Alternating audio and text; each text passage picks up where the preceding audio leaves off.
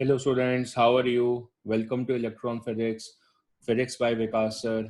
आज के इस लेक्चर में, आज के इस शॉर्ट वीडियो में मैं आपको रेजिस्टेंस सॉल्व करने के, इफेक्टिव रेजिस्टेंस निकालने के एक बहुत ही इंपॉर्टेंट मेथड से रिलेशन बनाने वाला हूं। इस मेथड का जो नाम है that is a junction removal method. शुरू करते हैं बिना टाइम वेस्ट करे इस पर्टिकुलर मेथड को। आपकी स्क्रीन पे आपको इस मेथड के साथ में एक डायग्राम दिख रहा है। ये एक रेजिस्टेंस नेटवर्क का डायग्राम है। इसमें मैंने कोई वैल्यूज नहीं डाली हुई हैं, आपको दिख रहा है कोई वैल्यूज नहीं है। तो इसका मतलब मैंने इसकी सारी वैल्यूज को एक ही वैल्यू दी है, आर, कैपिटल आर। मतलब जितनी रेजिस्टेंस आपको दिख रही है नेटवर्क में, हर एक वैल्यू कितनी है, कैपिटल आर है। और मुझे बोला गया है इसका इफेक्टिव रेजिस्टेंस कैलकुलेट करना है। किसके बीच में, सबसे पहले ये देखना जरूरी होता है कि किन पॉइंट्स के बीच में इफेक्टिव रेजिस्टेंस हमें निकालनी है। तो ये जो दोनों पॉइंट्स हैं, इनके बीच में, P और Q के बीच में मुझे इफेक्टिव रेजिस्टेंस निकालनी है। अब मैंने इस मेथड की शुरुआत कैसे करनी है, मैंने इन टर्मिनल्स का मतलब समझना है। टर्मिनल्स का मतलब होता है कि फ्यूचर में मैं इसके अक्रॉस अपनी एक सप्लाई, अपनी एक बैटरी अप्लाई कर सकता हूं। तो देर किस बात की है, लगा लेते हैं। तो इसमें हमने ये बैटरी अप्लाई कर ली। This is a battery which I have applied. Value value नहीं देख रहा हूँ, क्या है बैटरी की वैल्यू वो बिल्कुल नहीं देख रहा हूँ, बस एक बैटरी अप्लाई कर ली है। अब क्या करना है, अब मुझे इसको सॉल्व करना है। एक्चुअली क्या है कि पहले मैं आपको ये मेथड समझाऊंगा कि इसकी नींव क्या है, और जब ये आपको समझ में आएगा फिर मैं उसको अप्लाई करना सिखाऊंगा। सीधे अप्लाई नहीं करवा रहा हूँ, पहले समझा रहा हूँ कि मेथड आता कैसे है, बनता कैसे है। तो मैंने ये बैटरी लगाई और बैटरी डिस्चार्ज हो रही होगी, मतलब उसकी वो एनर्जी सप्लाई कर रही है, तो उसे करंट बाहर आ रहा है। कितना करंट है, आई करंट वो मूव करा रही है अपने टर्मिनल्स के थ्रू। वो आई करंट जो है वो घूमता हुआ यहाँ पहुंचा। कहां पहुंचा, इस जंक्शन पे पहुंचा। अब क्या हुआ, वो जंक्शन पे केसीएल लग गया, किरचॉफ करंट लॉ लग गया। उससे ये करंट जो है ये डिवाइड हो गया, हुआ डिवाइड। तो नीचे वाली ब्रांच में जितना करंट गया उसको I1 ले लेते हैं, और ऊपर वाली ब्रांच में जितना करंट गया उसको I2 ले लेते हैं, और इस जंक्शन पे केसीएल लगा लेते हैं। सो I की वैल्यू कितनी हो गई, I1 प्लस I2 हो गई। Very good, very good. अब क्या है, सर्किट देखने में बड़ा सुंदर है, सिमेट्रिक है। सुंदर सिमेट्रिक एक ही बात होती है, या सिमेट्रिक ना हो तो वो सुंदर नहीं लगता ज्यादा। तो ये सिमेट्रिक है, सुंदर लग रहा है। तो यहां से जो करंट वापस आएगा वो तो आई आएगा, इसमें कौन सी रॉकेट साइंस है, ये तो आई आएगा, उतना ही यहां से पास करेगा। तो ये वाला जो जंक्शन देख रहे हो आप राइट साइड में, इस जंक्शन पे जो बाहर करंट आ रहा है वो कितना है, आई है। तो भाई आई तो I1 प्लस I2 था। तो फिर ऐसा हो सकता है ना कि किसी ब्रांच से I1 आ रहा हो, किसी ब्रांच से I2 आ रहा हो। तो अगर ये नीचे वाली ब्रांच से I1 आए तो ऊपर वाली ब्रांच से I2 आएगा, फॉर एग्जाम्पल। अब देखते हैं, इधर देखते हैं, इस तरफ पे ये वाला जंक्शन देखते हैं, ऊपर वाला लेफ्ट साइड वाला। अब यहाँ पे करंट कितना पहुंचा, I2 पहुंचा। अब ये फर्दर डिवाइड हो गया, ऊपर वाली ब्रांच में कितना गया, I3, और नीचे वाले में कितना गया, I4। तुरंत हमने केसीएल लगा दिया, तो I2 की वैल्यू हो गई I3 plus of I4। Correct है, बिल्कुल बढ़िया है। अब ये I3 घूमता हुआ आगे जा रहा है, इधर पहुंच रहा है। अब ये जंक्शन है, ठीक है ना, ये वाला जंक्शन है। अब इस जंक्शन पे I3 आया तो और कोई करंट भी मिलेगा, और वो मिल के यहां चला जाएगा। अब देखो, इस जंक्शन पे जो राइट साइड वाला ये वाला जंक्शन है, इस पे नीचे से तो I1 आ रहा था, तो ऊपर से I2 आना चाहिए, तभी तो फिट होगा। क्या फिट होगा, क्या I की वैल्यू कितनी है, I1 प्लस I2, फिट हो जाएगा। चलो फिट हो गया। अब जो उसके ऊपर वाला जंक्शन है उसको देखते हैं। पर सर I2 जो होना चाहिए था वो तो I3 प्लस I4 होना चाहिए था, वो तो हमने देखा है ना इधर इस तरीके से। तो इसका मतलब अगर I3 ऊपर वाली ब्रांच से आया तो फिर I4 कहां से आएगा, उसके नीचे वाली ब्रांच से आ रहा होगा। तो I3 plus I4 I2 satisfy हो जाएगा। और इस तरीके से बातें करते हुए हमने हर एक रेजिस्टेंस के क्रॉस करंट का डिस्ट्रीब्यूशन चेक कर लिया है, मिल गया है। अब बड़ा सिमेट्रिक लग रहा है, ठीक है। अब हमारा मेथड होता है शुरू। यहां से क्या करना है, मेथड को करना है शुरू। तो चलो जरा इस मेथड को शुरू करते हैं। तो मेथड को शुरू करने के लिए ये वाली जो फिगर है, इस फिगर को एक बार हम दोबारा बनाते हैं, एक बार दोबारा इस फिगर को यूज करते हैं। So let's use this figure. एक बार इसको कॉपी करते हैं और इसको पेस्ट कर लेते हैं, और हम इस पर्टिकुलर फिगर को एक बार दोबारा देखते हैं, एक बार दोबारा देखते हैं, नए नजरिए से देखेंगे। नए कलर से भी देख लेते हैं, सो नए कलर से देख लेते हैं। चलो अब क्या करना है, सर ये तो दोबारा कॉपी हो गया। बिल्कुल मैंने किया है तो कॉपी हुआ। अब क्या करना है, एक मजेदार बात देखनी है, मजेदार बात। देखो देखो देखो, ये देखो, ये देखो जो मैं करने वाला हूँ, इसके ऊपर ध्यान देना। जो मैं करने वाला हूँ, अब मैंने जो करा है वो क्या करा है कि कुछ इस प्रकार करा है कि ये वाला जंक्शन ही हटा दिया है। क्यों भाई क्यों? क्योंकि देखना बड़े ध्यान से जो मैं समझाने वाला हूँ। यहां से जो करंट आ रहा था इस ब्रांच में I1, दिख रहा है, ये I1 जो करंट आ रहा था वो तो करंट सीधे ही चला गया। और ये जो करंट ऊपर से आ रहा था I4, वो यहां पे मुड़ गया इस तरफ, I4 सेम। तो जब I4 करंट इधर से इधर ऊपर चला ही गया और I1 वाला करंट यहां से सीधे चला ही गया, तो इस जंक्शन का क्या काम है या नहीं है, क्या फर्क पड़ता है? और जब फर्क नहीं पड़ रहा है तो हटा दो, हटा दो। और इसी को बोलेंगे जंक्शन रिमूवल मेथड। कब अप्लाई कर पाओगे? जब आपको सिमेट्री दिखे। अगर सिमेट्री होगी तभी जाके ये करंट इस तरह डिस्ट्रीब्यूट होगा, नहीं तो नहीं होगा, नहीं तो फिर ये मेथड नहीं लगेगा। अब मैं आपको इस मेथड को अप्लाई करना सिखाता हूँ। Let me explain to you this method in an easy manner. Easy manner मतलब अब हमें प्रूफ नहीं करना है, हमने अपने आप को प्रूफ कर लिया है, अब हमें सिर्फ इसको अप्लाई करना है। तो मैं पहले तो ओरिजिनल वाला डायग्राम आपके सामने एक बार दोबारा बनाता हूँ। ये मेरा ओरिजिनल वाला डायग्राम था। और बिल्कुल बेस से समझते हैं कि भाई अब इस मेथड को हम कब और कैसे लगाएं। तो हमने क्या करना है, जैसे यहाँ पर एक लाइन बनाई हुई है मैंने, ये बीच में देखो, ये वाली लाइन दिख रही है आपको, ये वाली लाइन, ये जो ग्रीन लाइन मैंने बनाई है अभी, ठीक है, ये लाइन आपने बनानी है। बिल्कुल कैसी लाइन है ये? सर परपेंडिकुलर बाइसेक्टर लाइन है P और Q के बीच में। ठीक है, आपने परपेंडिकुलर बाइसेक्टर लाइन बना दी, बन गई आपकी। अब आपने क्या देखना है, इसके लेफ्ट साइड पे और राइट साइड पे देखा आपने, सुंदर दिखा? क्या दिखा आपको? सर इस तरफ और इस तरफ बिल्कुल एक जैसा है, बिल्कुल एक जैसा है। कैसे एक जैसा है? सर वैल्यू में भी एक जैसा है और स्ट्रक्चर में भी एक जैसा है।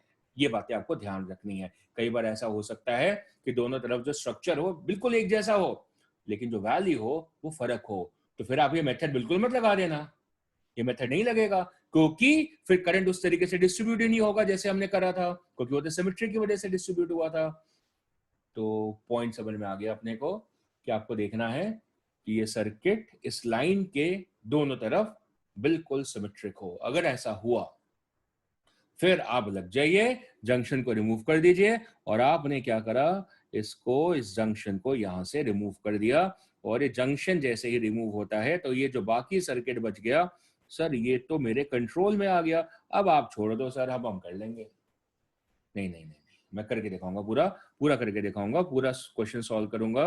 अब सॉल्व करना शुरू करते हैं, जो बोला है तो देखो। अब ये वाले जो दोनों रेजिस्टेंस है ये कैसे हैं? सीरीज में ऐसा है क्योंकि सर दोनों में करंट सेम जाएगा। दोनों की वैल्यू कितनी है? आर, शुरू में बताया था, सारी रेजिस्टेंस मैंने आर एज्यूम करी है। तो इन दोनों का इफेक्टिव कितना हो जाता है? सर इन दोनों का इफेक्टिव हो जाता है 2R हो जाता है। इसके साथ जो ऊपर वाली ब्रांच है, ये वाली जो ब्रांच है, ये कैसे है? सर ये दोनों आपस में पैरेलल में है। Very very good.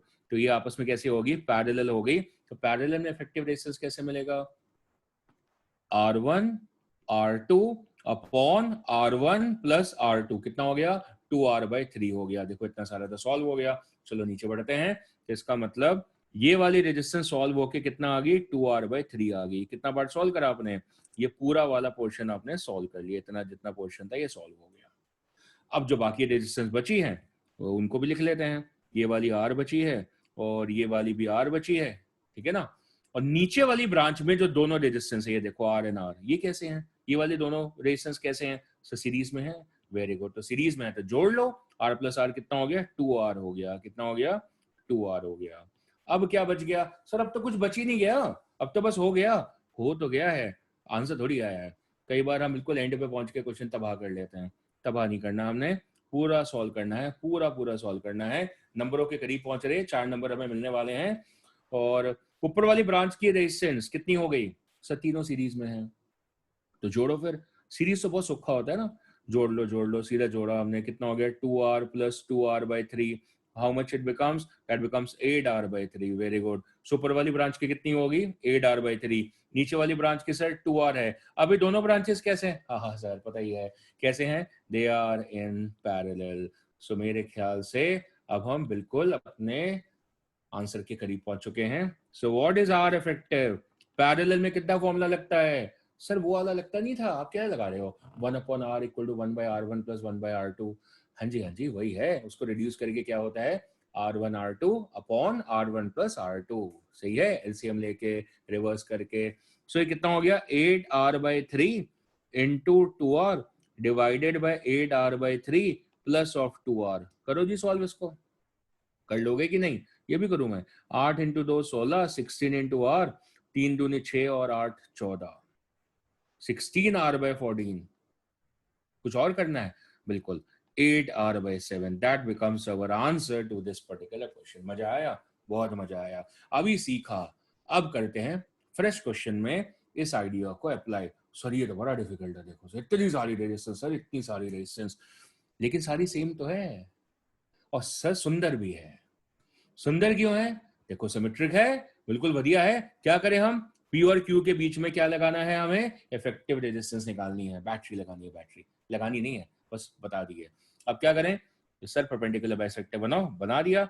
बिल्कुल लेफ्ट साइड से राइट साइड सिमेट्रिक, सुंदर सिमेट्रिक दिख रहा है। क्या करें फिर? जंक्शन उड़ाओ, उड़ाओ जंक्शन। कितने?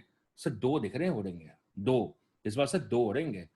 सर कौन कौन से? सर देखो, एक तो ये वाला उड़ा दो और एक ये वाला उड़ा दो।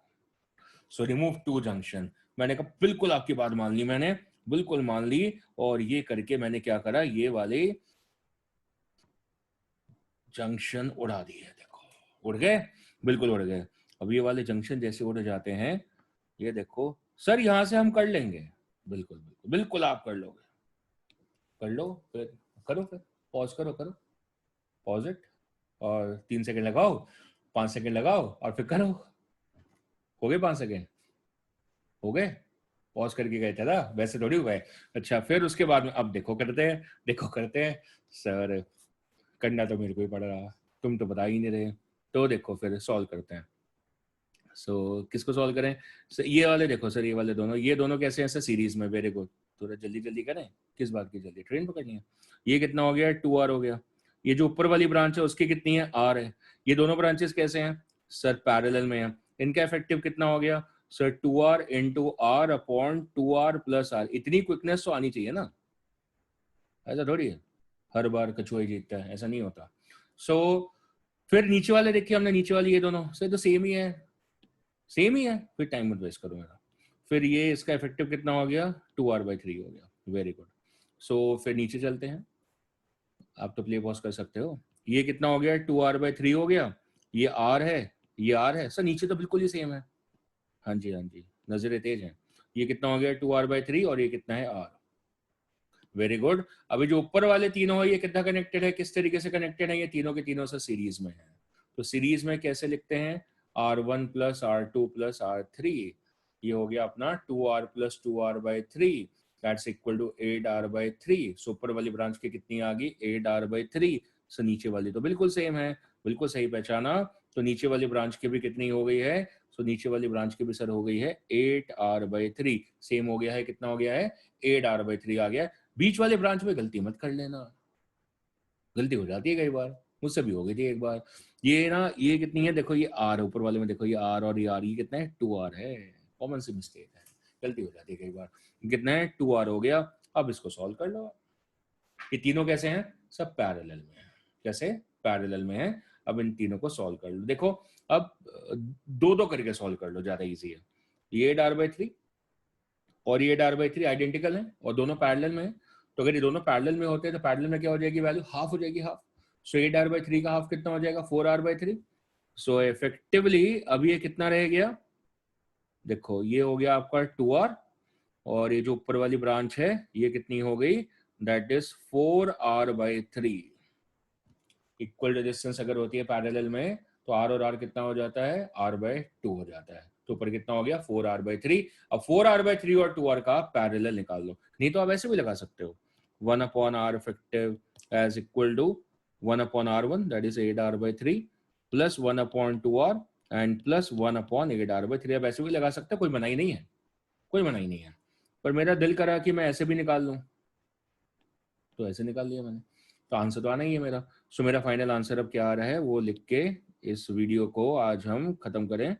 That is 4r/3 into 2r divided by 4r/3 plus 2r। छोटी छोटी बातें समय बचाती हैं किसी और क्वेश्चन को अटेम्प्ट करने के लिए। क्या बचा देख लो, 4 इंटू 2 हो गया sir 8 of r divided by 3 दूनी 6 और 4 10, so that becomes 4r/5 is my answer for the effective। तो ये बहुत ही नायाब तरीका है क्वेश्चन को सॉल्व करने का, बढ़िया तरीका है। एक बार दोबारा वीडियो को देखिएगा, नोट्स बनाइएगा। ठीक है, बाय बाय।